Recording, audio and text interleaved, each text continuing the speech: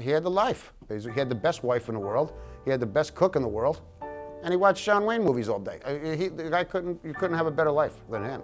All that left was him getting in trouble at home on his own. She respected him all the years in the beginning, but then because he was a very laid-back guy and was doing his own thing and wasn't making enough money, and like you say, she had to go out and work, this got her going as a businesswoman, and she started realizing or seeing the way life really is, and she started taking over as a business person. Yeah, she did.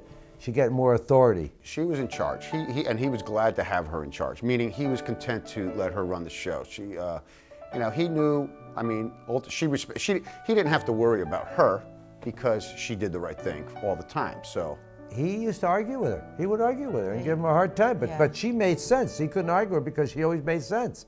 When it came down to money, he couldn't argue with her. She had a stronghold on him because she took care of everything. Yeah. And he didn't like it, but he had to go along with it. But he liked the fact she cooked, you know. See, he needed her. Yeah, he did. We ate there every Sunday afternoon. Every Sunday we ate there for 35 years. And he used to complain every time we were there because the kids, they touched, would upset his they this, time. they that. Yeah. But then if we didn't go, he didn't get to eat the food that she cooked. That's right. So he liked it when we went after a while because all he wanted to do was eat the macaroni. I know. So he needed her. He needed her. My father always told us he retired in the county and asked, but my mother says, you're not retired. You're going to go do dishes over there. You're going to work with your family here. And actually, he pouted. He didn't like it too much, but he had no choice.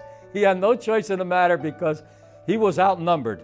He didn't like how she enforced rules. He got a little selfish at times. He would get a little selfish. That was his trait. And so she would constantly remind him. But she was good to him. Yeah, she was very good to him. Are you kidding? She was very good to him. They were good for each other until he got to a certain point where I think it was when the kids, that was more upsetting to him, when all the little kids, and he couldn't handle that. No, he couldn't. That was not his thing. He couldn't handle it. He never liked it when anyone touched his things. Yeah. He had a lock on everything because he didn't want anyone to touch his things. Yeah. And she went along with those things because in those days, when we were kids, she didn't know any better. Yeah. She was an old-fashioned wife that did her job. Well, she was always giving. And never looked into anything else. But then as she got out in the work world, she saw what the world was really like, so she spoke up. That's right.